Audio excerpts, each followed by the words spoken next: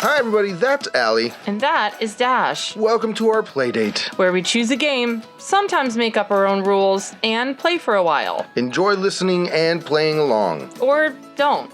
We can't hear you. It's a podcast.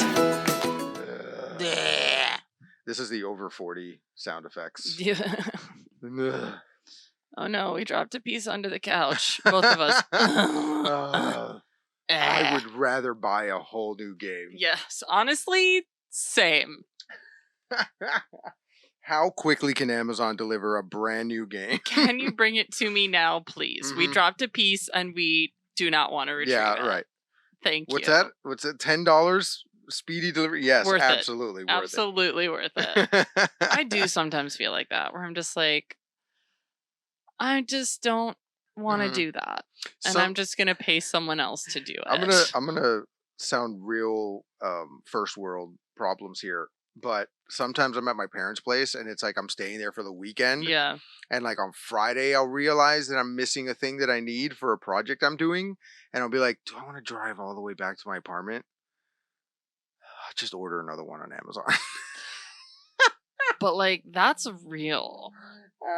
That's real. Yeah. Like, I had to reorder a medication the other day, and they were like, "Hey, we'll bring it to you today." And I was like, "Great. Yeah. Let's do don't that. have to go somewhere. This is fantastic. Please bring it to me. Thank you." Let's do that option. Right. Yeah. Yeah, I get it. I get it. Hey, little ghosties. We are playing. Oh, heck, it's our 100th episode. It's insert sound effect here. Yeah. Hey, it's our 100th episode. We have made 100 of these. That's not including bonus episodes, right? Not including bonus episodes. These are 100 full-length episodes. Yeah. Wow. Yeah, 100 full-length episodes, not including the bonuses. Who would have thunk? I know. We started this as just like it was a lark. It was a goof about. And a ballyhoo, if you will. Yeah. And we were like, hey, let's just play games and record ourselves doing it, and let's have a good time. And we've gotten such great feedback on it, and we just kept doing it. So every week we've released a brand new episode. Sometimes we double up on games.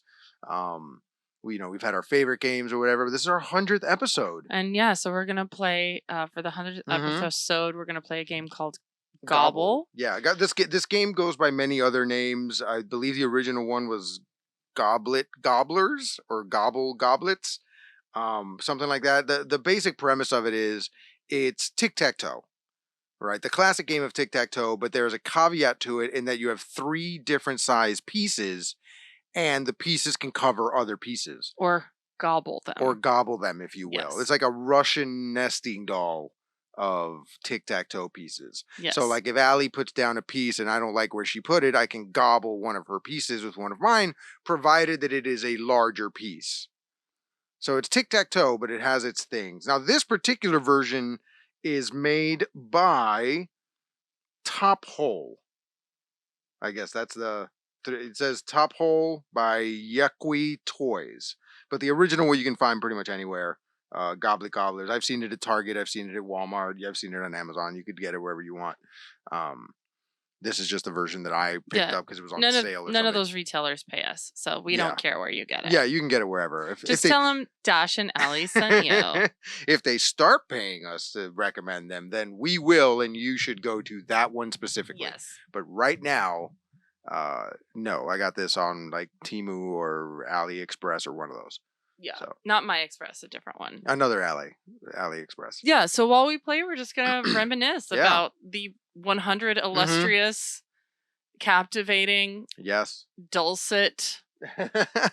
Should we roll? Let's roll for initiative. Okay. Okay, so I've got a D20 dice here, and we'll both roll whoever gets the highest number. Yeah. Okay, so I roll a 2, not me. Great. Here's hoping Dash rolls a 1. I rolled a 9. 9, okay. 9, so Dash goes first. I will go first. All right. Yeah. There. Great. Yeah, the place is in the opposite corner. That's right. Let's see if I remember how to do this. So, Dash, what has been like your favorite or your top 3 like podcast moments?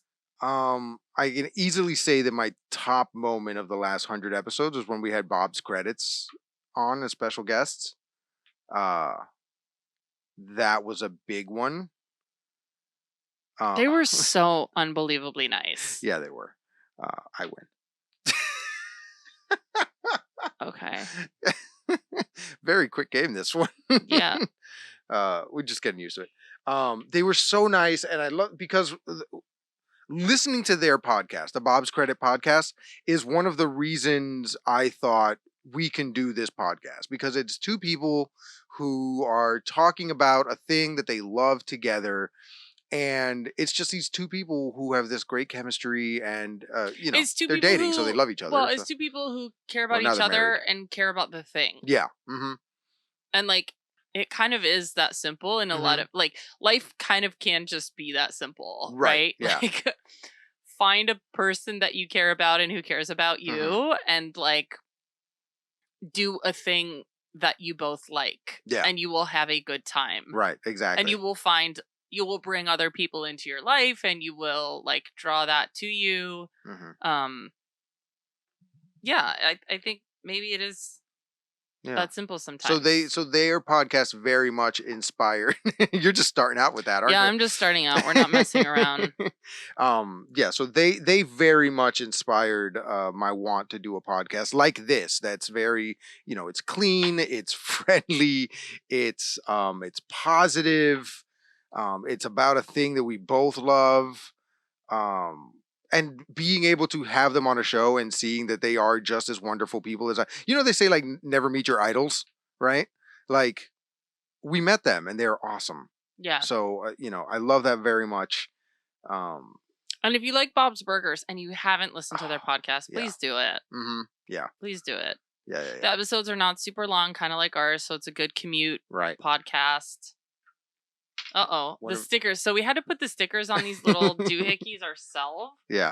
And in this process, one, we couldn't get the stickers off, so I had to use an advanced sticker removing technique. And then two, I dropped a little one, and we had to go on like an excavatory. Is that a word? Excavatory. Yeah, I would say so. It is now. On an excavatory mission. And it was, I almost went home. I almost just like got in my car and left because I did not want to get that piece from underneath the couch. Yeah. Oh man. Yeah. So now the little stickers were sticking. But I love that they have little faces. Yeah, I do. It gives them a personality.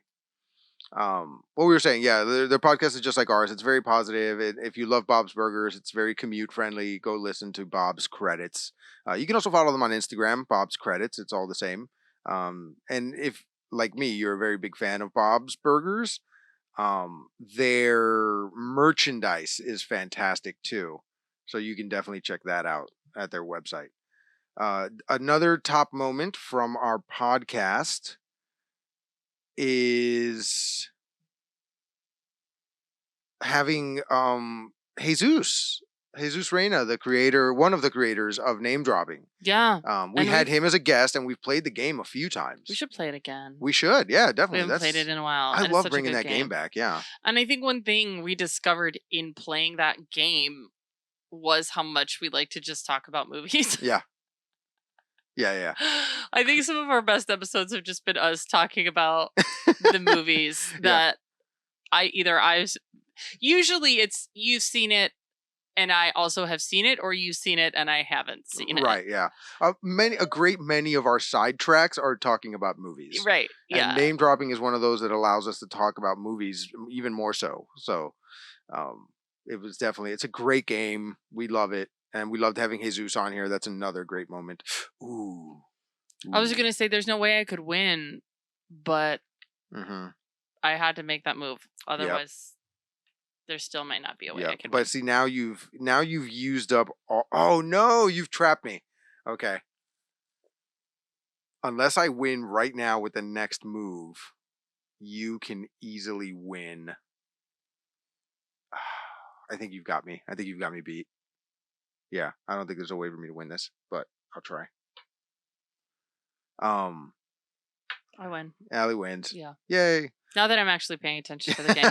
See, this is my tactic. I'm distracting you with questions, and then I'm going in to destroy I don't remember you. where all the pieces are. There's one. There it is. Yeah, so name dropping is a great game. Jesus is a wonderful person. So yeah, having Jesus on the podcast was fantastic. It was great to have him on here. I really like when we get to talk to the people who made the games. We've got we've been lucky enough to have 3 games makers. Yes. Not the 4. like 4. Oh no, not game makers. You're right. You're right. Yeah.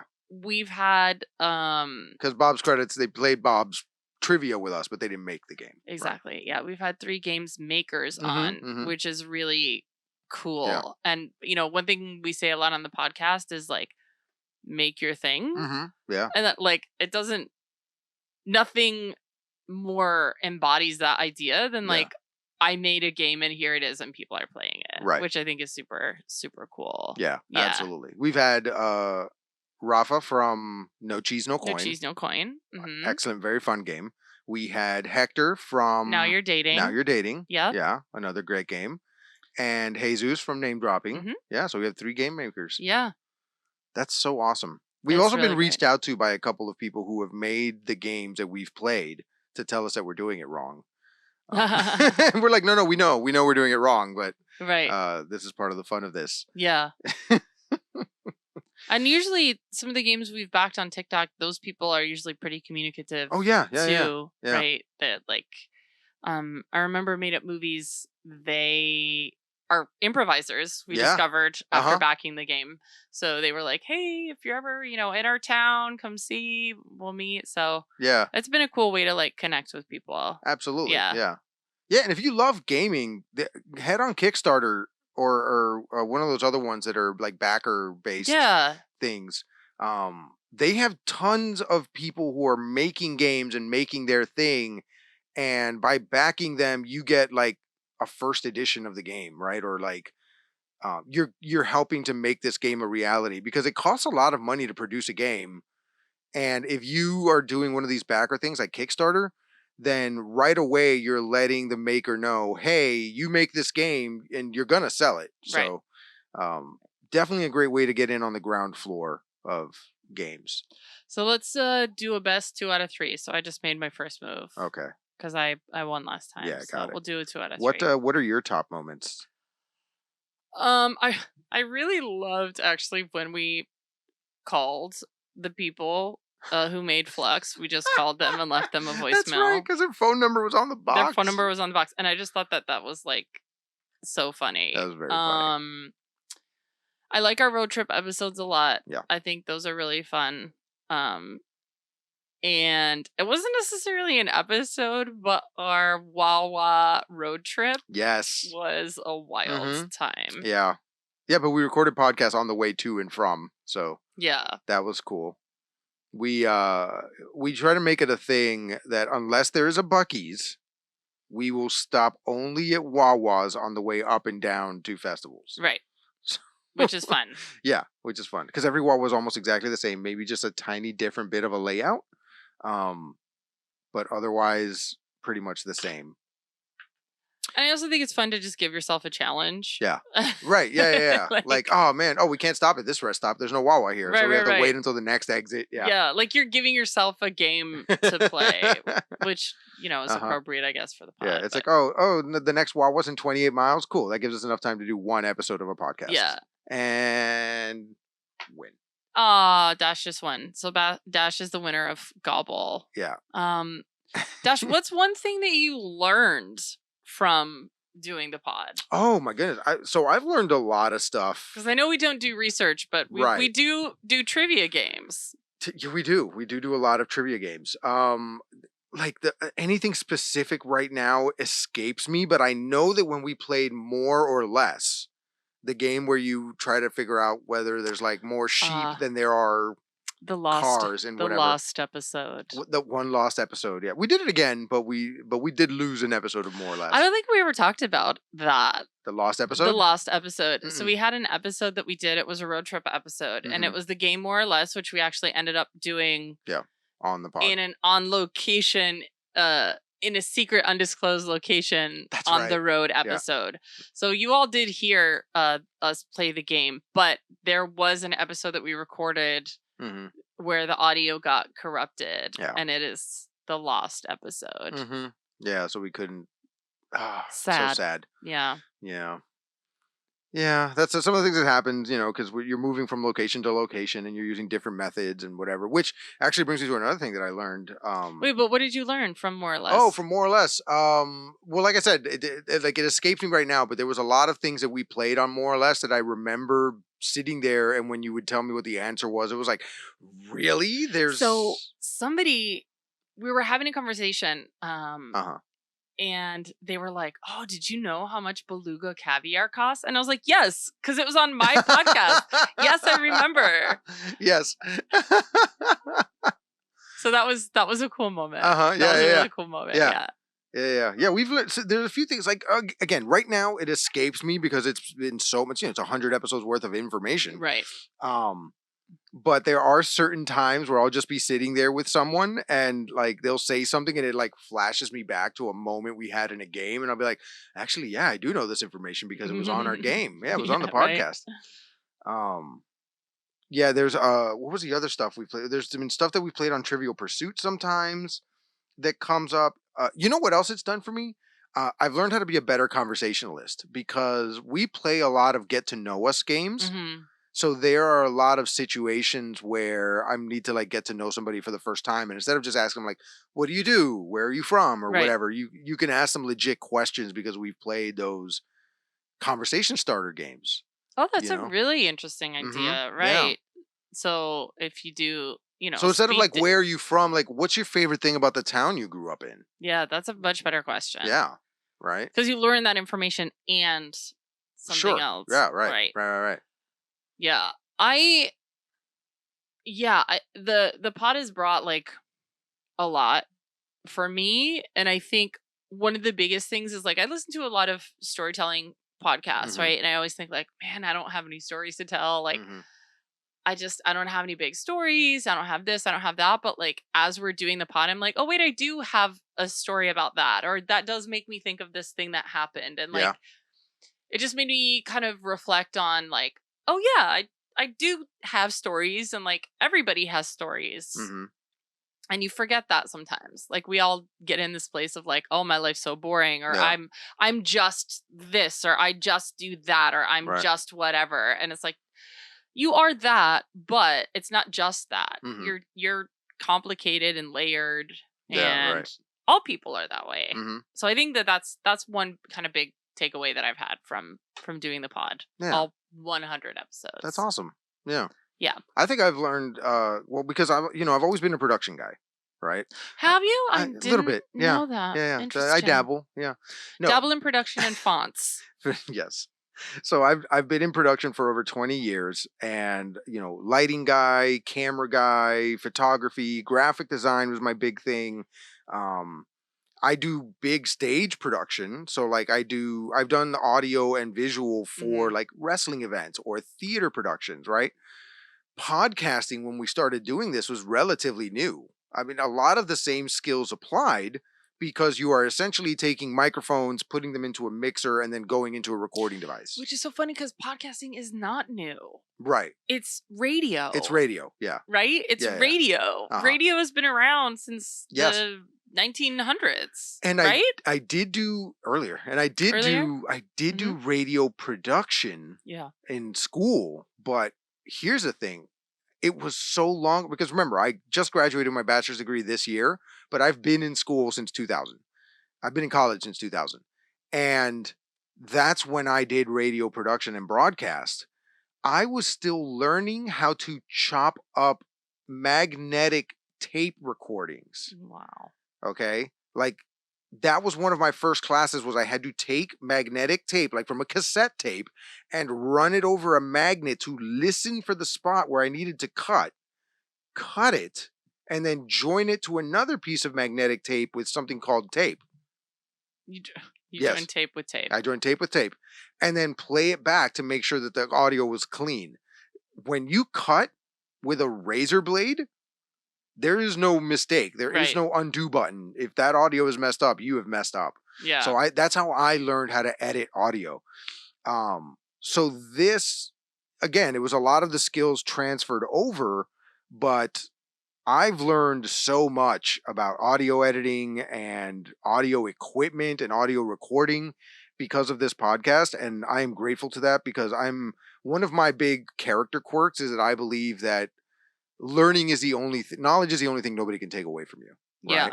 Yeah. And learning how to do all this is great knowledge that I'm going to have going forward. Also, we have no financial backing. So all of the equipment that you see here has been bought by me whenever I do like a side gig. Yeah. You know, like somebody will offer me a graphic design job. They'll pay me $200 and I'll like buy a new mixer. Somebody will, pay me to do a flyer for them. And there's a new microphone, right? Like that's how we have funded this podcast. And so in the process of researching the best price for equipment and researching, good mics for not a lot of price, and games that are on sale, like that's definitely built up my budget working skills and my purchasing skills, and just learning how to compare equipment side by side. As a business major? As a business major, yeah. I mean, that was fine. That, I read some stuff in books and remembered it and then put it down on a test. Good job. But like this taught me real business. Good job. Yeah. I just realized 2 of my gobblers are like giving each other the stare down. Like I put them with their stickers facing each other. And it looks like they're like ready to either fight or dance battle. I like to think dance very battle. Funny. I always just want people to dance battle. Like I don't want people to physically fight. I want them to just battle each other with dance. What if like somebody like I had a career as a professional wrestler, and I can turn on the intensity very quickly, and I'm not a small dude, so I get pulled into very few fights, right? Like people don't usually step up to me, and if they do, I shut them down very quickly. But I've always wondered, like, if somebody stepped up to me super serious, like just gets in my face, will not back down unless we throw hands, like what would happen if I just started dancing? I think immediately it would break the tension and everyone would start laughing. Yeah. And hopefully that would diffuse it. Yeah. That's what I hope would happen. The other scenario is he thinks that you're making fun of them. And then it gets worse. Yeah. But But at least you got a little dance in there. Right. So. At least at least you got to bust a move. Yeah. Agreed. And the beauty is everyone sees you trying to defuse it. Yeah, right. And sees the other person as the aggressor. Right. Right? Because you're not the first one who threw hands. Right. You did a pas de bourrée. You did your best. That's what matters. You were out here box stepping and doing jazz hands. While Fernando over there. The Charleston. Yeah. Man. Yeah. It's been a good time. It's been a great time. It's been a great 100 episodes. Jump into our socials or jump into the Spotify Q&A and tell us what have been your favorite moments of the 100 episodes. Well, the 99 up until this one, I guess, that we've done. What do you want to see us do from here? Right, yeah. What do you want to see in the next 100? Yeah, right. To the next 100 episodes. What do you want to see more of? What do you want to see less of? What do you love about this podcast? Why do you listen to this podcast?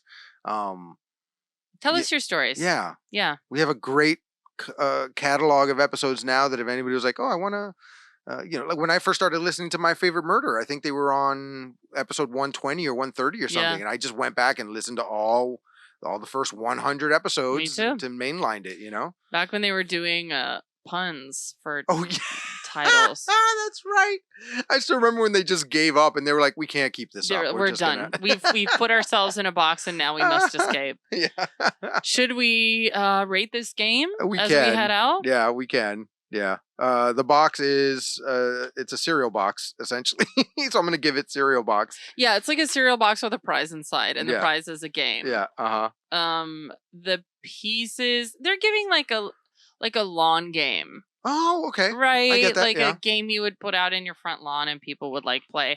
I both liked and disliked that we had to put the stickers on it ourselves. They don't they don't contour perfectly, and that really bothers me. Yeah. It's like, not. There's deeply. no way to get the stickers on exactly. It bothers me deeply. But this is part of the issue with like, okay, so this is a cheaper knockoff version of the real game. So perhaps the real game comes with actual painted on faces or higher quality pieces. But do you remember like when you bought toys as a kid? Like maybe it was like a Hot Wheels or like a Barbie something.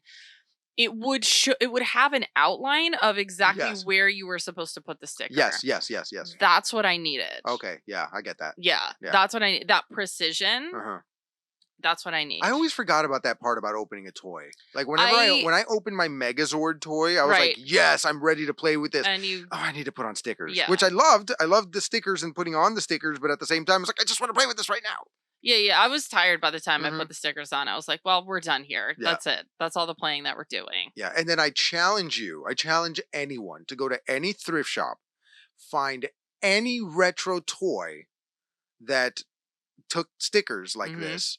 And I challenge you to find one that doesn't have either a sticker ripped off or a half-torn sticker put on it, because that would happen every single time. Oh, man. Without fail. Oh, man. Yeah.